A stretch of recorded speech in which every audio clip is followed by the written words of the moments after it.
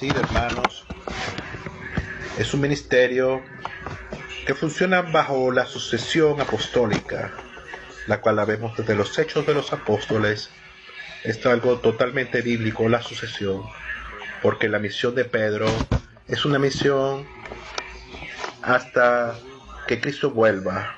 Por lo mismo debe ser confiada a unos sucesores, y lo vemos en la Biblia y lo vemos en la historia de nuestra Iglesia Católica. La sucesión apostólica es necesaria para continuar la misión que Jesús encomendó a su Iglesia hasta la consumación de los tiempos. Mateo 16:18, Mateo 28:20. Por eso los apóstoles desde el principio de su acción evangelizadora prepararon y eligieron a sus sucesores, conscientes de que la misión de la Iglesia duraría hasta el fin del mundo. El proceso de sucesión comienza inmediatamente después de la ascensión de Jesús a los cielos, cuando se hace una sustitución de Judas Iscariotes, el traidor, que estaba muerto, por un discípulo con características idóneas. Hechos 1:15. Luego, por imposición de manos, sacramentos del orden, se nombran diáconos. Hechos 6:1. También se delega autoridad y se eligen embajadores u obispos. Hechos 15:22. Entonces decidieron los apóstoles y presbíteros, de acuerdo con toda la Iglesia, elegir de entre ellos algunos hombres y enviarles a Antioquía con Pablo y Bernabé. Estos fueron Judas, llamado Barsabá, y Silas, que eran dirigentes entre los hermanos. Y aunque pudimos imponer nuestra autoridad por ser apóstoles de Cristo, nos mostramos amables con vosotros como una madre cuida con cariño a sus hijos. Primera de Tesalonicenses 2:7.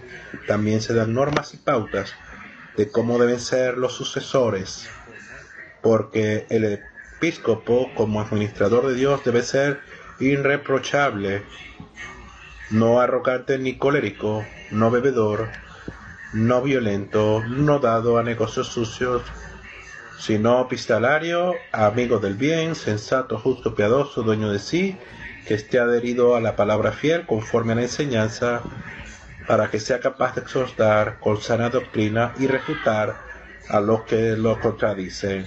Tito 1:7-9. Estas contradicciones, estas críticas a los papas ha sido constante. Por eso la palabra de Dios ya nos advierte de que tenemos que tener cómo responder a todos cuantos contradicen a la Iglesia. Y en 2 de Timoteo 2:2 leemos: y cuanto me ha sido oído en presencia de muchos testigos, confiadlo a hombres fieles, que sean capaces a su vez de instruir a otros. Es decir, hermanos, esta es una sucesión. Esta es una herencia que hemos recibido de Dios, de su palabra, y un mandato muy claro, que lo leemos en Mateo 28:18, la gran comisión. Id pues y haced discípulos a todas las gentes, bautizándolas en el nombre del Padre, y del Hijo, y del Espíritu Santo, enseñándoles a guardar todo lo que yo les he mandado, y he aquí, estoy con vosotros todos los días hasta el fin del mundo. La garantía de esta perfecta sucesión es la perenne presencia de Cristo en su Iglesia, su cuerpo místico, su esposa, su promesa de siempre poder vencer el mal, Mateo 16:18, su asistencia por medio del Espíritu Santo, su perfecta mediación ante el Padre por su Iglesia, porque eso se la prepara como esposa pura y santa, Efesios 5:27, y en su oración por sus discípulos avala la sucesión de generación en generación, la oración sacerdotal de Jesús. No ruego solo por esto, sino también por aquellos que por medio de su palabra creerán en mí, para que todos sean uno, como tu Padre en mí y yo en ti, para que ellos también sean uno en nosotros, para que el mundo crea que tú me has enviado. Juan 17, 20, 21. Y para quienes creemos que la oración de Jesús es efectiva y perfecta, eficaz, mediación entre Dios Padre, tenemos que creer que la Iglesia es una para todas las naciones y que ha de mantenerse unida en un mismo sentir, con una sola interpretación de la palabra para que el mundo crea. Una Iglesia que es formada por pecadores, pero que es santa, Efesios 5:27, sacramento de Dios para la humanidad, eso significa católica, de todos los pueblos y razas, que es apostólica, heredada de los primeros discípulos y guardiana de sus palabras y escritos, según 2 de Tesalonicenses 2:15, y que está sujeta a la autoridad delegada por Jesús hasta que Él vuelva en gloria, Mateo 16:18-19, y que es dirigida por Pedro. Por eso es una iglesia fundada sobre el lugar donde Él dio su vida por Cristo en Roma. La llamamos romana.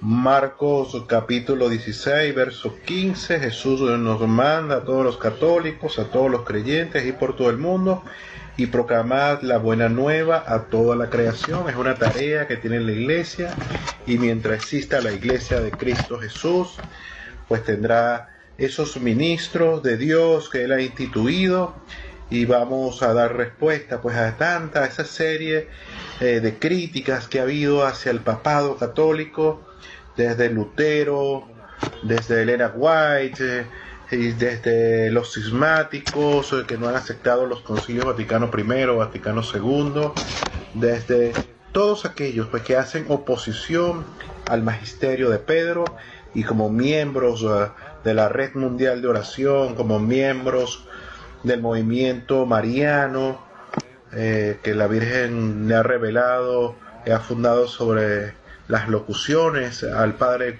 Stefano Gobi, donde nos pide: defiendan, oren por el Santo Padre, hagan una barrera para detener el proceso de oposición a su santo magisterio. Entonces comencemos con esta pregunta, pues de tomada del libro Pregúntale a la Iglesia. ¿Quiso Cristo que una sola persona dirigiera su iglesia a nivel mundial?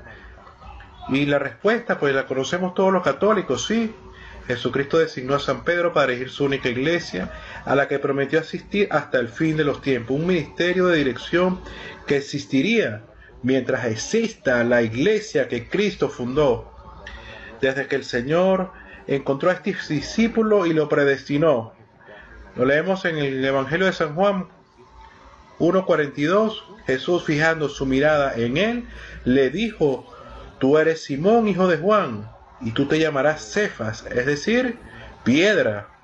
Y luego confirma en esta poderosa misión a San Pedro y a todos sus sucesores que ante una pregunta de Jesús a sus discípulos y frente a distintas opiniones sobre su personalidad y ministerio, cuando Jesús le pregunta: ¿quién dice la gente que soy yo?, Simón fue el único discípulo que dio su personal opinión, diciendo: tú eres el Mesías. Y ante aquella primera respuesta infalible por revelación de Dios Padre, Jesús le otorga este rango especial.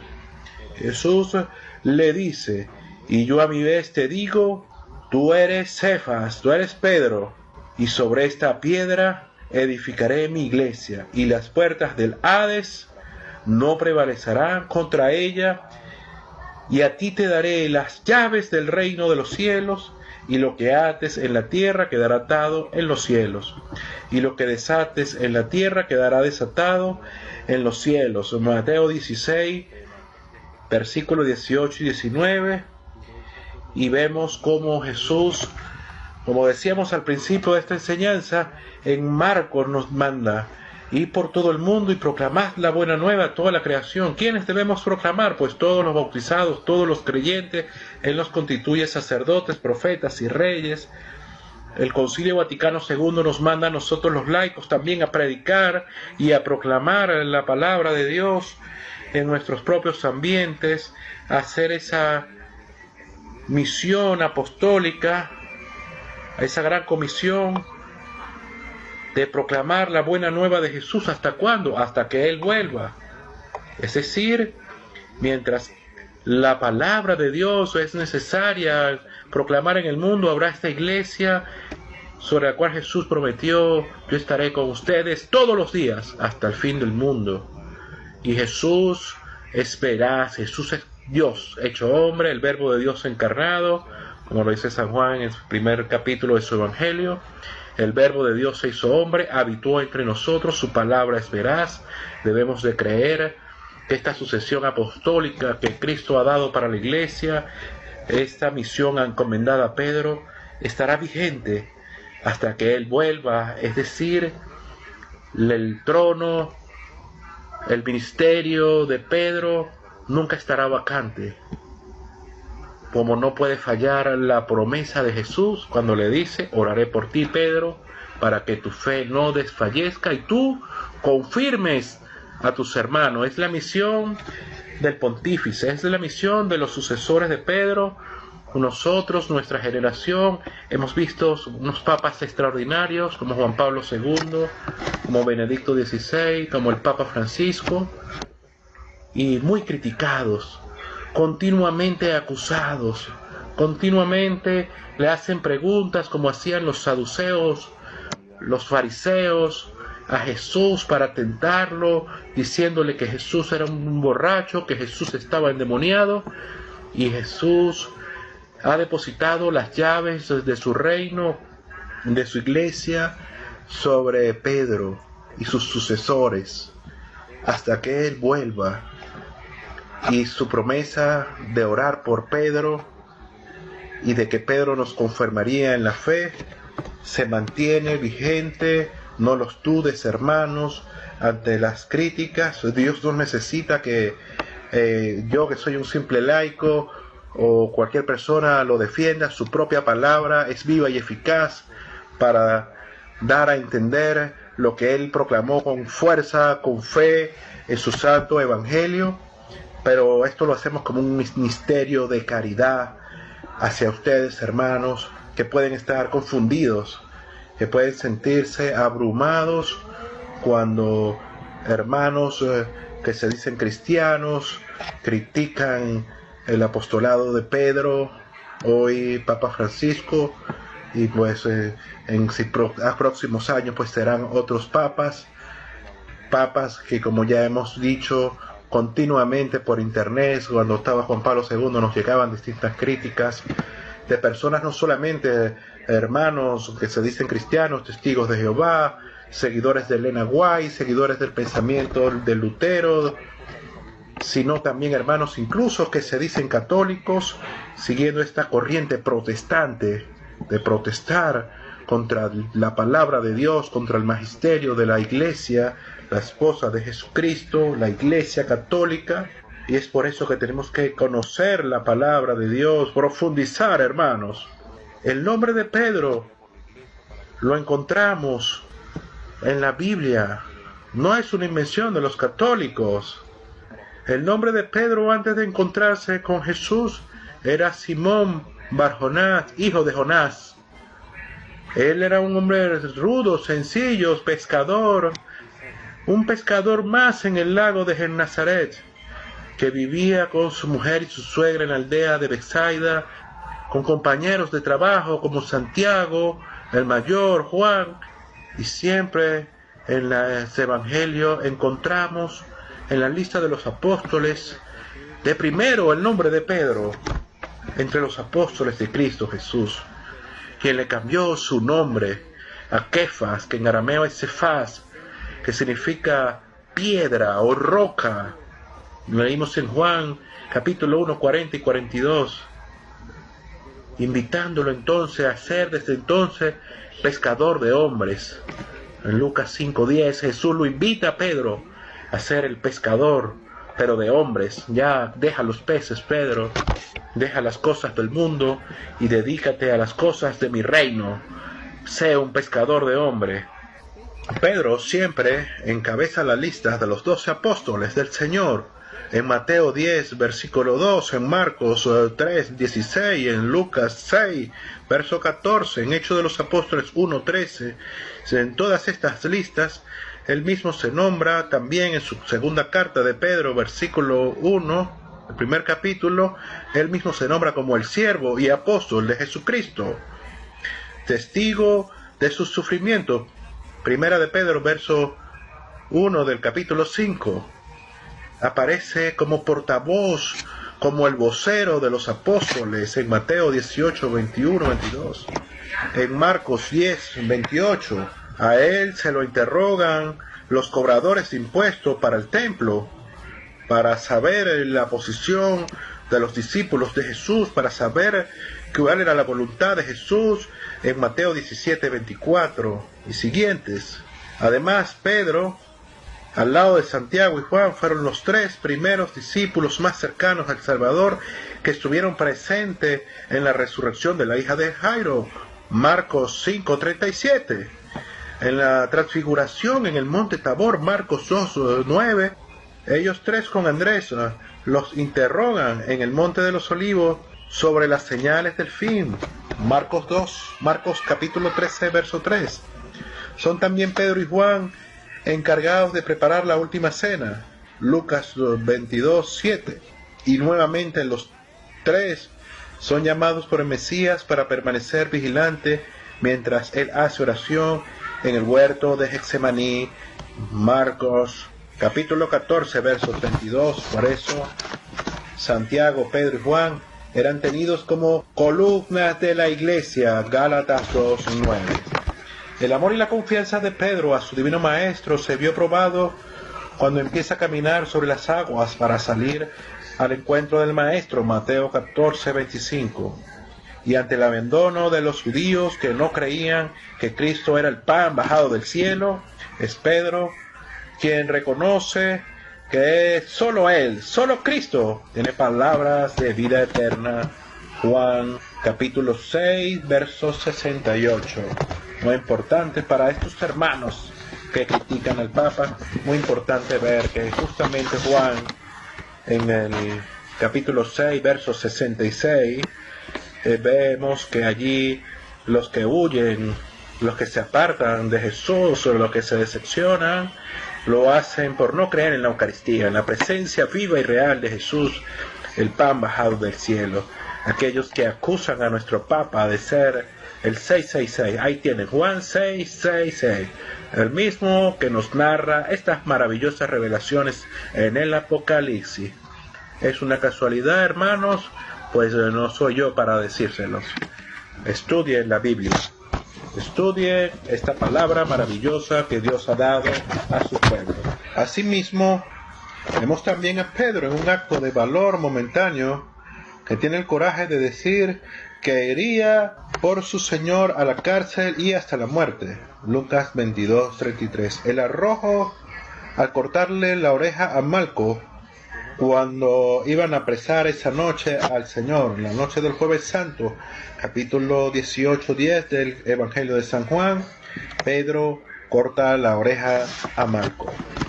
Asimismo, después de la resurrección, se encontraba pescando en la orilla del lago de Tiberias, en compañía de otros apóstoles. Y al parecer Jesús en la orilla, entonces, dice el Evangelio de San Juan, capítulo 21, verso 7, apenas oyó Simón que era el Señor, se vistió porque estaba sin ropa, y se tiró al agua.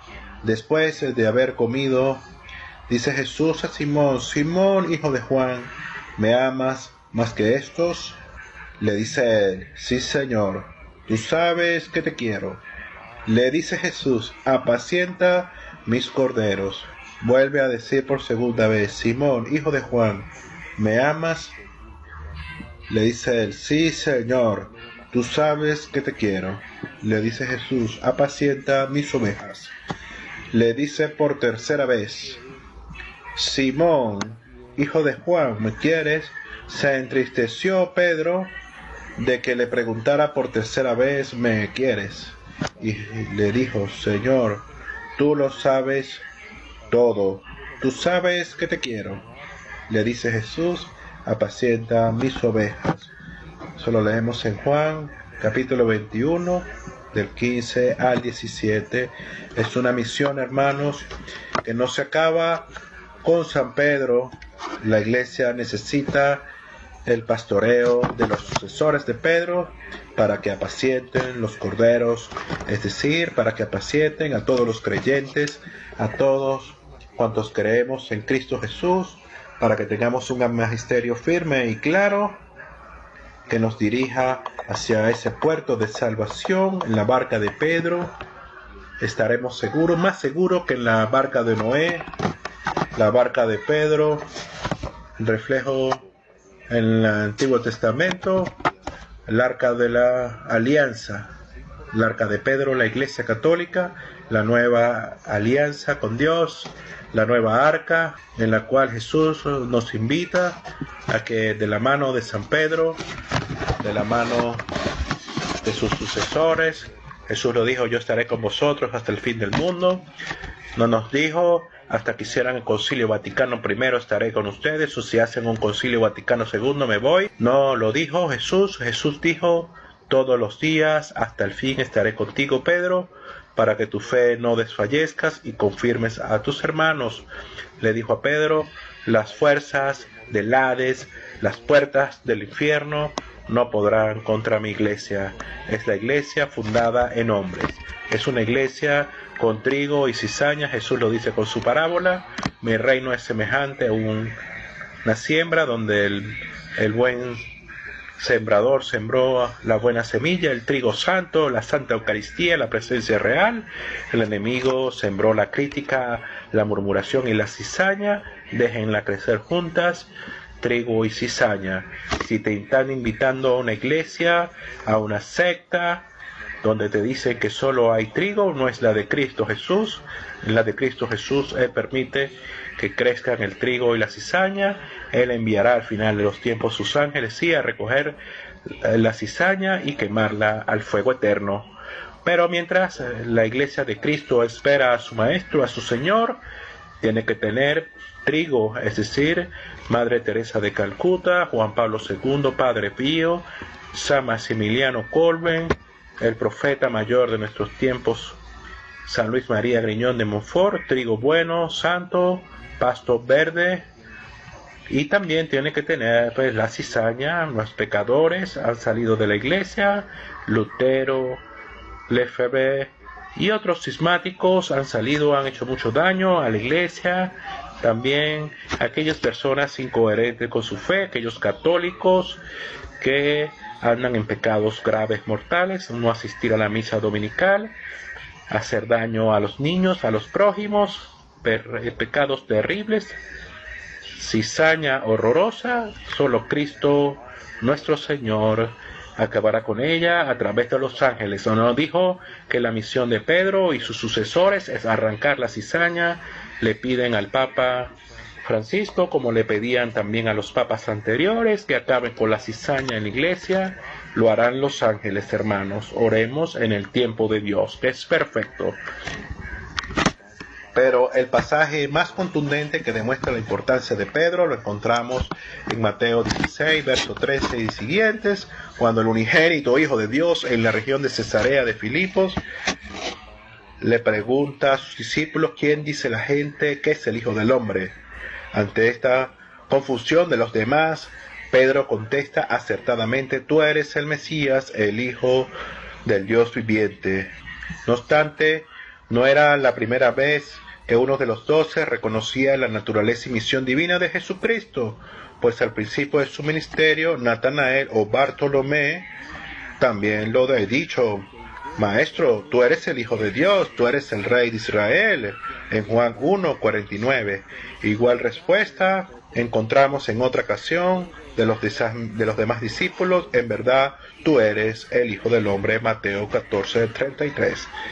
Pero solamente a Simón Pedro, Cristo le dice que su declaración no viene de su razonamiento humano, no viene de los hombres, ni de sus estudios, ni de su discernimiento, sino que Dios Padre, que está en los cielos, le ha dado esta respuesta, Mateo 16:17, y seguidamente le agrega: y yo te digo, tú eres Pedro, hoy Papa Francisco, y sobre esta piedra voy a construir mi iglesia, y ni siquiera el poder de la muerte podrá vencerla. Mateo 18. Hay en este punto que aclarar que la Iglesia Católica es la Iglesia de Cristo que le ha sido confiada a Pedro. No es la Iglesia de Pedro, sino de Cristo representado en este apóstol, ya que el Santo Dios es el pastor principal, lo dice nuestro Papa Pedro en su primera carta, en su primera encíclica, capítulo 5, verso 4. Por último, el Mesías da plena autoridad bajo el símbolo de las llaves del reino de Dios. El dueño de una casa, de un vehículo, recibe la llave al firmar esa propiedad. También San Pedro, Mateo 16:19, Apocalipsis 3:7. Le da la facultad a Pedro de atar y desatar en la tierra y en el reino de los cielos. Mateo 16:19, es decir, Dios da por bueno y aprobado lo que Pedro haga con la iglesia en este mundo. Oremos mucho por ese ministerio grande, ese poder petrino que Dios ha dado a la iglesia para guiarla por el camino del bien y del amor. Guiemos y oremos por los sucesores de Pedro, hoy Francisco. Dentro de un tiempo pues serán otros papas, pero todos bajo la unción, la promesa de Jesús de que las puertas del infierno no prevalecerán contra ella. Algunos hermanos interpretando mal la escritura, diciendo de que el anticristo se sentaría en el trono de Pedro. No, el anticristo pretende sentarse en el trono de Dios, y lo dice desde el Antiguo Testamento. El trono de Dios es el corazón del hombre. Dios no habita en templos creados por manos de hombres, sino en el corazón, en el alma de sus hijos amados.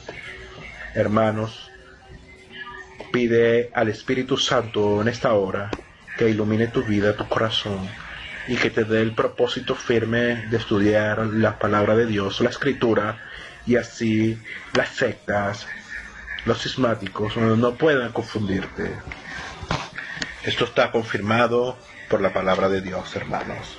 Esto no solamente queremos compartirles desde el Nuevo Testamento, es una promesa ya que la leemos desde Isaías capítulo 22 en el Antiguo Testamento, el verso 21 y 22. La palabra de Dios ya advertía este ministerio diciendo lo mismo que en el Evangelio, en Isaías: le revestiré con tu túnica, con tu fajín, le sujetaré, tu autoridad pondré en su mano, y seré un padre para los habitantes de Jerusalén y para la casa de Judá, y pondré la llave de la casa de David sobre sus hombros. Abrirá y nadie cerrará, cerrará y nadie abrirá. Isaías capítulo 22, verso 21 y 22. Es decir, hermanos, de ahí la profecía de que serían entregadas estas llaves especiales del reino sobre un ser humano en medio de su debilidad, bajo la promesa de Jesús que oraría por él. Sabemos que esa oración de Jesús es eficaz, será por siempre eficaz, porque Él es el mismo ayer, hoy y siempre. Lo confirma también San Malaquías,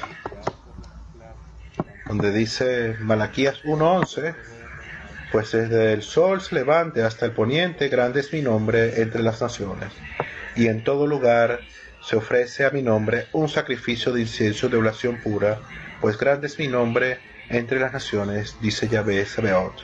Y en Isaías capítulo 61, verso 6: y vosotros seréis llamados sacerdotes de Yahvé, ministros de Dios, y os llamarán. Las riquezas de las naciones comeréis, y en su gloria le sucederéis. Hermanos, espero que esta breve enseñanza les haya dado una orientación. Pueden dar sus comentarios positivos. Aquellos que aún mantengan dudas pueden hacerlas también. Sus críticas y comentarios aumentan la audiencia de esta enseñanza. Todas serán recibidas con amor. Estaremos orando en el nombre poderoso de Jesús. para que usted reciba la luz del Espíritu Santo por intercesión de María Santísima, su esposa indisoluble. Reciban el Espíritu Santo, la sabiduría, el entendimiento, la docilidad, para ser dóciles ovejas del rebaño de Cristo Jesús en la barca de Pedro, donde Él nos lleva al puerto seguro de salvación, donde Él nos mantiene en la nueva alianza, junto a María Santísima, junto a los ángeles, a los santos, a la iglesia triunfante del cielo, a la iglesia purgante del purgatorio, y nosotros junto a Pedro iremos con Cristo en nuestra iglesia peregrina hasta que Él vuelva, hasta que vuelva Cristo, cumpliendo su promesa de estar con nosotros todos los días hasta el fin. Dios te bendiga, hermano, en el nombre del Padre, del Hijo, del Espíritu Santo. Amén.